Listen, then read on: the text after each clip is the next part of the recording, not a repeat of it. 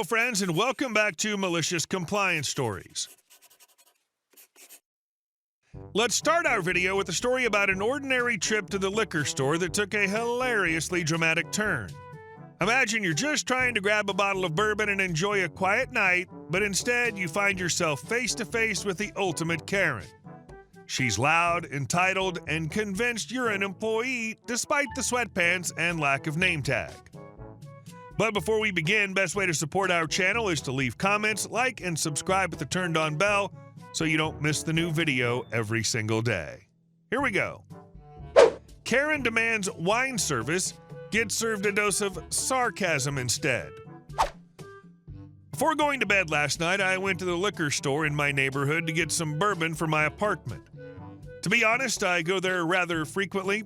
In addition to being nice and low-key, the staff members are not judgmental of my repeated visits, which is the most crucial thing. A loud ahem can be heard coming from behind me as I attempt to read the label of a bottle that I've just picked up. Now that I've turned around, I see Karen in her full glory. When I say that this lady has the potential to become the mascot for Karens R Us, I mean it, really. The wine coolers that Karen's carrying are blue and have an unappealing appearance. This is what she says. "I'd like these cold." I emit a courteous chuckle. "I'm so sorry, I do not have a job here." After giving the store a cursory examination, I see that there's a worker a few aisles away who's replenishing shelves. I'm pointing in his direction. On the other hand, it appears that he does. Continuing to read the bottle that I'm holding, I turn around and continue reading it. Despite my replies, Karen did not accept it. "So, you certainly do." The response that lady gave was really impolite. "I see you here all the time." I turn around, allow myself another chuckle, and then proceed to remark, "Yeah, they ought to hang a plaque in my honor because of how much business I give them. To be honest, I don't actually work here." After grabbing my bottle, I proceed to walk down the main aisle. I was closely followed by Karen, who followed immediately after me. Indeed, she did not exhibit any signs of social separation. Her tone is mocking as she says, "Well, since you're here so frequently, why don't you just go look for me anyway?" For some reason, I was taken aback by this request. To wit, what else? Simply put, I responded by saying, "I'm actually on my way to check out, but I'm sure that employee can help you." Karen took a huff before I could even complete my sentence. "Based on your appearance, it's clear that you do not have a work or a life to return to so quickly." I swear, the degree of respect that people have these days is absolutely absurd. The fact that she assumed I worked there in the first place is strange because I was wearing sweatpants at the time. At this point, I didn't even bother to turn around. The only thing I did was chuckle and say, "Whatever, lady, best of luck." This didn't sit well with Karen in the least. It's as if you had just said something to me, "You are a little bee." Unfortunately, I'm rather sarcastic by nature, and I just couldn't help but add gasoline to the fire. I am aware that I shouldn't do that. The last time I turned to her, I replied, "Well, judging by your appearance, I wouldn't expect you to know how to treat people with basic human decency." I was referring to the fact that she was not a human being. I have faith that those wine coolers will assist in the healing of any wounds that are causing you to behave like a child. I hope you brought your identification with you. Perhaps she experienced a malfunction. The only thing she did was stand there, completely bewildered, with a terrible frown on her face.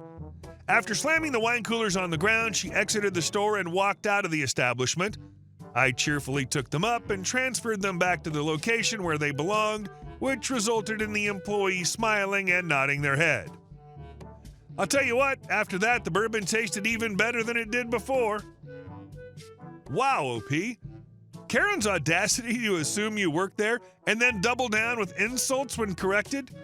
Sounds like a textbook example of entitlement mixed with misplaced frustration. Even as she ramped up the rudeness, you didn't take it lying down, but instead served her a well-deserved slice of sass.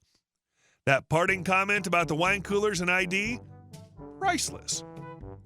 Karen storming out, leaving a trail of wine coolers in her wake, is a fitting finale. And honestly, who could blame you for savoring that bourbon a little more than usual afterward? Sometimes the perfect clapback makes all the difference. Cheers to handling chaos with humor. And our second story. Boss, want to approve overtime? Okay. I worked as an assistant in a team of 3 for a broker's office. When I got hired, I was told that since it was a family business, everyone was expected to make sacrifices, which sometimes meant that overtime was needed. As I came to learn, sometimes was just their way of saying every other day. 2 months in, I realized that most people in the company worked at least 5 to 10 hours of overtime a week, completely unpaid. After a particularly hard 10-hour day for the 4th day in a row, I went into my boss's office and asked how overtime requests worked. She mentioned that the rule was, if we give you a task that needs overtime, we'll let you know. She then clarified that unless she okayed that overtime was needed at the beginning of a client request task, then we could assume we would not be paid any overtime. For the next week, I would receive extremely complicated client requests from our boss that would force me to stay in the office until 7 or 8 p.m. We start at 8:30 a.m. When I asked our boss, she would just say, I don't know what to tell you, I didn't okay the overtime. Okay then, so it's gonna be like that. For the next month, every time I got a client request, I would analyze how long it would take. Most of the time, if I got a request before 2 p.m., I'd be able to complete whatever they asked for before my scheduled time to leave, 5 p.m. If I got a very complicated task, then I would probably need to finish it in the morning. Of course, my boss never stated that any client request task required overtime. These would go like this. Me. Oh, this looks fairly complicated, boss. Looks at the clock, reading 3:45 p.m. Boss. Yep, sure is. Thanks, OP. Me. So nothing special about this? Okay, then. As soon as 5 p.m. struck, I was out the door. Oh, client really needed this done today? Well, I guess it could wait, seeing his boss didn't mention overtime. Oh, client in a different time zone was pissed because nobody picked up the phone after 5 p.m.? Well, I sure am glad boss stayed until 9 p.m. solving his request. What's that? It's 4:30 p.m. and a client will lose hundreds of dollars if their request is not solved by tonight? Sure thing, I'm not authorized to work overtime, but I will put you through to my boss. In the 5.5 months that I was there, I never once heard my boss grant anyone overtime. I guess in her mind, you can expect workers to work 60-hour weeks, come in on the weekend, but not compensate them because I did not approve it? What an absolutely mind-boggling workplace setup. Your boss's approach to family business sacrifice seems less about teamwork and more about exploiting employees' time without offering fair compensation.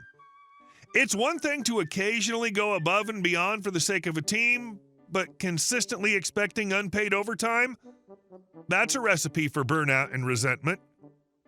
Your response, though? A+ tactical genius. You followed the rules to the letter while making it clear that if overtime wasn't approved, you weren't staying late to handle tasks that could wait. In the end, it's no surprise you only lasted 5.5 months there. A workplace where they expect you to overwork for free is no family anyone should want to be a part of. Kudos to you for keeping your boundaries intact and not falling into the guilt trap. Hopefully they've learned their lesson. Though let's be real, probably not. And our last story. Karen's tow truck karma, a spot-on lesson in hypocrisy. This happened just a few hours ago, and I'm still laughing at how perfectly it all played out. So here's the context. I'm broke. Not just tight budget broke, counting pennies to make it through the week broke. Debt collectors on my back, overdue bills piling up, you name it. One of my financial drains was an old account I desperately needed to close, but I hadn't had the time or the money to make the trip to the bank. Until today. Naturally, life decided to spice things up. I was running late, frazzled, and when I pulled into the bank's parking lot, the only spot available was a bit unconventional, not clearly marked, but still usable. I parked quickly and made a beeline for the bank. Cue Karen. Karen rolls up in her pristine Toyota, window already down, glaring at me like I just insulted her entire lineage. "Excuse me," she screeched. "You can't park there. That's not a parking spot." I blinked. It's not blocking anything, and there aren't any signs. "No excuses. Move your car right now or I'll call a tow truck." I stared at her for a moment, debating whether to argue, but with my luck, she'd actually follow through, and my car was barely holding together as it was. The last thing I needed was towing fees on top of everything else. So swallowing my pride, I moved my car to a distant spot on the far side of the lot. It was inconvenient, sure, but whatever. I locked up and started the long trek back towards the bank entrance. As I approached the bank, I glanced over my shoulder to see Karen pull into the exact same spot she'd just berated me for using. My spot. My imperfect but functional spot. I felt my blood pressure spike but decided not to engage. The priority was getting to the bank and shutting down that account before more fees rolled in. I told myself to let it go. But then an idea struck. Before heading inside, I pulled out my phone and called the towing company she'd threatened me with. Calmly, I reported an improperly parked vehicle in the bank lot, a shiny Toyota parked right in front of the entrance.